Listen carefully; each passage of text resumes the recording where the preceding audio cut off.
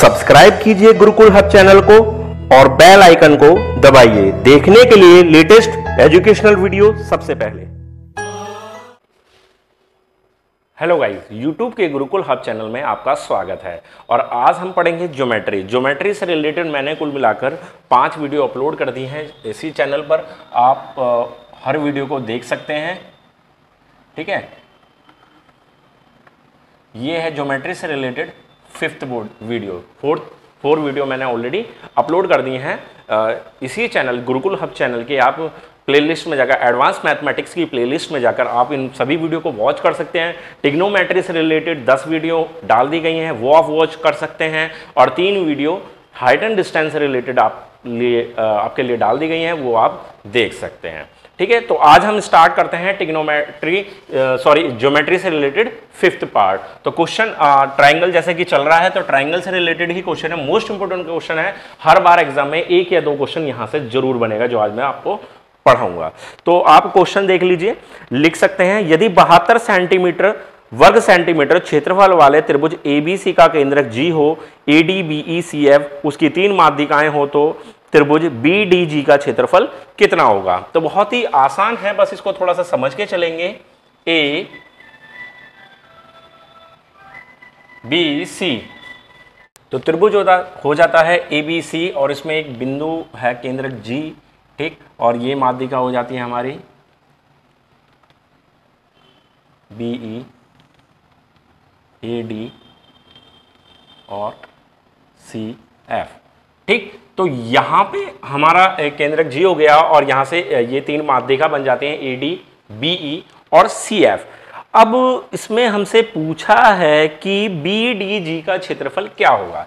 देखिए BDG ये वाला हमें क्षेत्रफल इसमें बताना है, ठीक है। तो त्रिभुज BDG का जो क्षेत्रफल होगा, बहुत ही आसान सी बात है।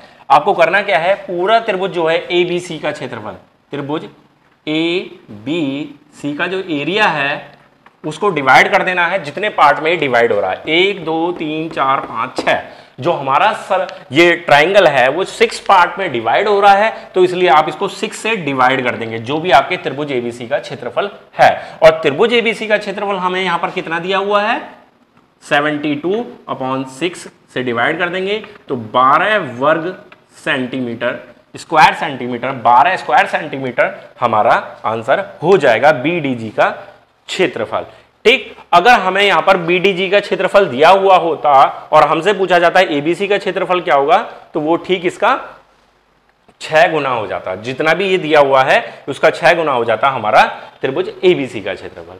तो इस तरीके से क्वेश्चन सॉल्व हो जाता है, ठीक है। आगे क्वेश्चन देखते हैं। जो आगे नेक्स्ट क्वेश्चन है कि ये भी इसी टाइप का क्वेश्चन है, लेकिन इसमें पूछा है हमसे कुछ और, तो उसको थोड़ा सा चेंज कर लेते हैं हम, ठीक है। त्रिभुज वही ले लेते हैं ABC। त्रिभुज ABC में BE, AD और CF 3 माध्यिकाएं हैं, ठीक है। और त्रिभुज ABC का क्षेत्रफल हमें दे रखा है 60 वर्ग सेंटीमीटर और पूछा है BDGF चतुर्भुज का क्षेत्रफल,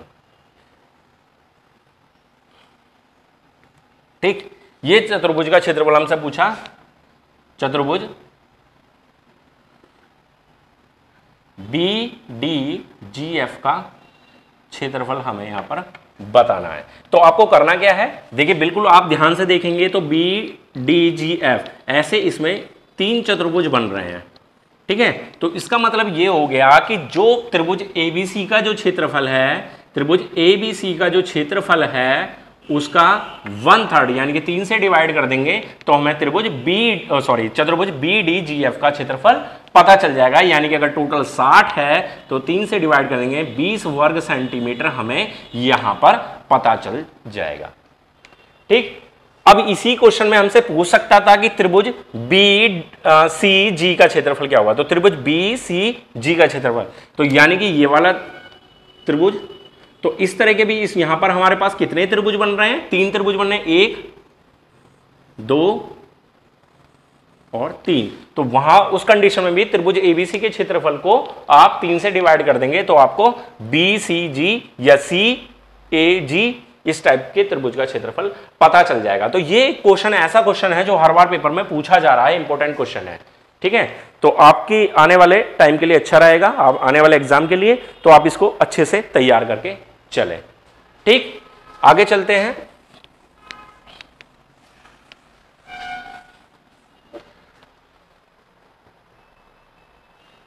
देखिए, एक समबाहु त्रिभुज दिया हुआ है, एक समबाहु त्रिभुज है, और एक समबाहु त्रिभुज में, समबाहु त्रिभुज वो होता है जिसकी तीनों भुजा बराबर होती हैं, और एक मैं इसमें माध्यिका डाल देता हूं ए बी सी। ठीक, पहले इसको समझ लेते हैं। यहां पर एक अंत केंद्र होता है, ठीक, ये केंद्र बिंदु हो जाता है, इसको मान लेते हैं, चलो ओ मान लेते हैं। ठीक, तो एक तो भुजा हो गई ए ओ, इसको बोलते हैं परित्रिज्या, ठीक, और एक होती है ओ, इसे मान लेते हैं डी, इसको कहते हैं अंतःत्रिज्या। नीचे वाला ये होता है अंतःत्रिज्या और ये ऊपर वाला होता है परित्रिज्या। अब हमारे पास क्वेश्चन दिया हुआ है कि एक समबाहु त्रिभुज जिसकी परित्रिज्या हमें 10 दी हुई है, तो हमें उसकी अंतःत्रिज्या बतानी है, ठीक है। तो ये हमारे एडी क्या है, एडी है इसकी माध्यिका।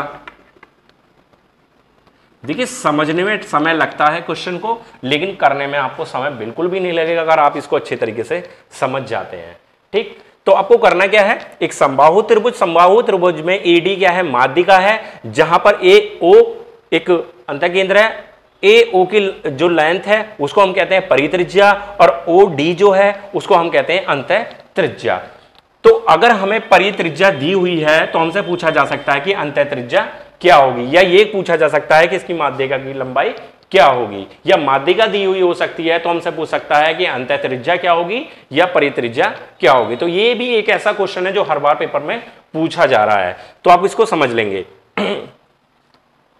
सॉरी, तो ये जो है एडी माध्यिका, ओ इसको डिवाइड करने का काम कर रहा है, और ये जो डिवाइड करता है परित्रिज्या और अंतःत्रिज्या को, परित्रिज्या और अंतःत्रिज्या जो डिवाइड होती है वो एक रेशियो में डिवाइड होती है, और वो रेशियो होता है 2:1, यानी कि 2:1 के अनुपात में ये डिवाइड होती है। यानी कि AO हमारे पास हो जाता है 2, तो अंतःत्रिज्या हो जाती है 1। समझ में आ गई बात। तो अगर ये हमारे पास 10 है, AO 10 है, तो OD कितनी हो जाएगी, 5 सेंटीमीटर। यानी कि ये जो है 2 अगर 10 है, यानी कि 5 से मल्टीप्लाई, तो ये कितनी हो जाएगी, 5 एकम 5, यानी कि अंतःत्रिज्या हो जाएगी 5 सेंटीमीटर। समझ में आया। अब अगर इसी क्वेश्चन में हमसे पूछ लिया जाए, या इसके जैसा कोई क्वेश्चन बनता, तो वो पूछ लेते कि इसमें माध्यिका की लंबाई क्या होगी, तो माध्यिका की लंबाई क्या होगी, 10 ये हो गई AO, OD हो गई 5, तो टोटल AD कितनी हो जाएगी, 10 और 5 15 सेंटीमीटर। तो माध्यिका हमें मिल जाती है 15 सेंटीमीटर। ठीक, और इसी तरीके से आपसे वो क्वेश्चन पूछ सकता है कि इसी क्वेश्चन में कि समबाहु त्रिभुज की भुजा की माप क्या होगी। तो आप इसी क्वेश्चन से समझ लेते हैं समबाहु त्रिभुज की भुजा क्या होगी। ठीक, जब आपको 10 ये पता चल गया, आपको 5 ये पता चल गया, टोटल आपको पता चल गया कि ये हो गई 15।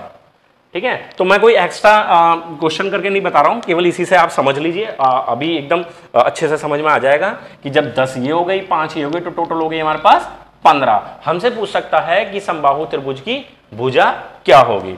तो अब आप क्या करेंगे, हमें ये नहीं पता, अननोन है, ये भी नहीं पता, ये भी नहीं, क्योंकि तीनों भुजा बराबर होगी, तो हम इसको क्या करेंगे, x, और ये वाली भी x होगी और ये वाली भी x होगी, तो हम x और यहां से यहां तक DC कितना हो जाएगा, x/2। बिल्कुल माध्यिका 20 से डिवाइड करने का काम कर रही है, इसमें लगा देंगे पाइथागोरस। पाइथागोरस का फॉर्मूला लगेगा x² - x²/4, क्योंकि इसका स्क्वायर होगा, और बराबर हो जाएगा 15 का स्क्वायर यानी कि 225। तो ये हो जाएगा 4 एकम 4 - x, यानी कि 3x²/4, 225, 3 6 3 7 21 और 3 5 15।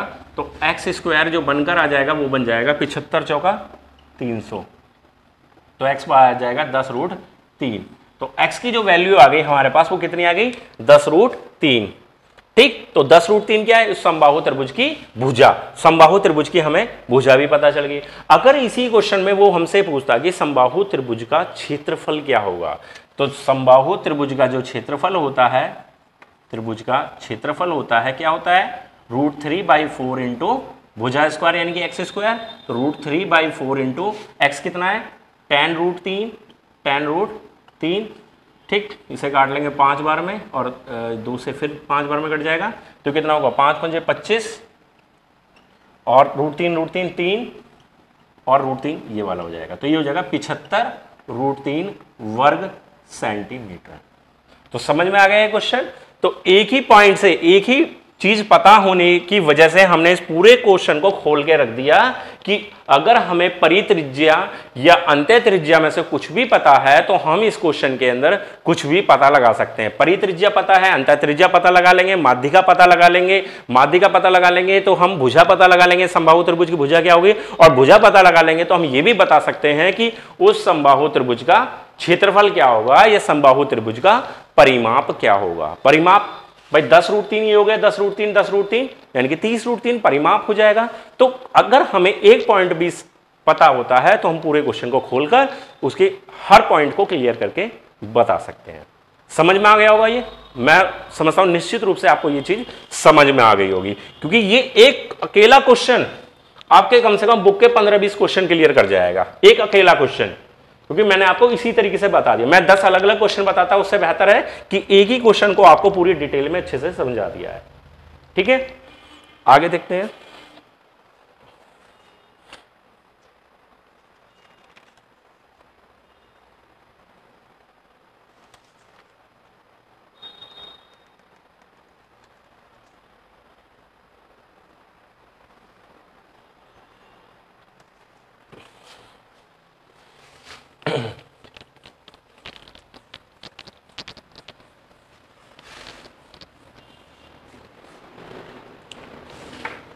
त्रिभुज ABC का केंद्रक G है।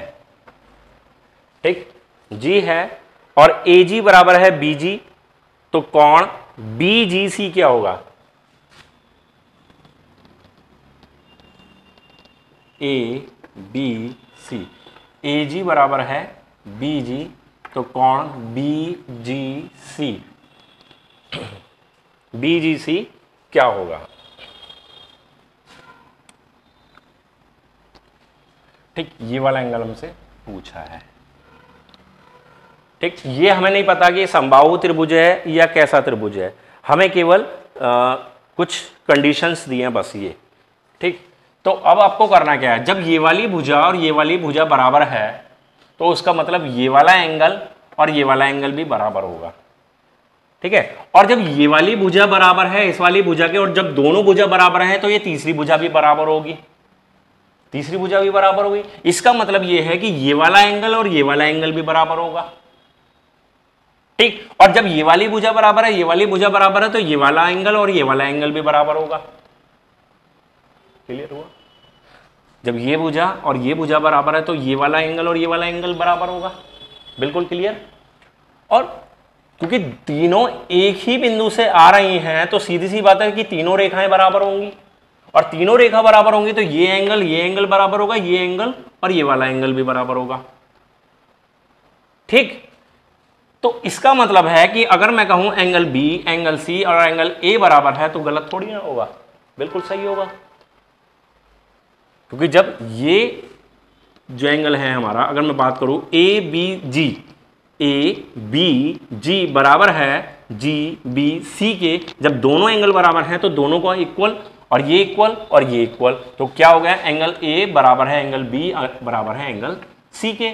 और जब त्रिभुज के तीनों कोण बराबर होते हैं तो त्रिभुज कौन सा होगा, समबाहु त्रिभुज, और त्रिभुज के तीनों कोण हो जाएंगे 60 60 60, 60 60 60 के तीनों कोण हमारे बन जाते हैं। ठीक, हमसे पूछा है एंगल BGC क्या होगा, और ये मैंने आपको शायद सेकंड या थर्ड वीडियो में आपको ये पूरी तरह से क्लियर करके बताया था कि जब हमें शीर्ष कोण पता होता है और अंतः केंद्र B और C के अंतः केंद्र जाकर G पर मिलते हैं तो वहां पर जो एंगल बनता है वो कितना बनता है। तो उसके लिए बता रखा था BGC, यहां पर जो एंगल बनेगा वो बनेगा 90 प्लस शीर्ष कोण कितना है, कोण A/2, ठीक। तो 90 प्लस यहां बनेगा 60/2, तो ये 30 बार में कट जाएगा, तो 90 और 30 हो जाएगा हमारा 120 डिग्री का यहां पर एंगल बनता है। ठीक है गाइस, तो इस तरीके से ये क्वेश्चन सॉल्व हो जाता है। आगे देखते हैं।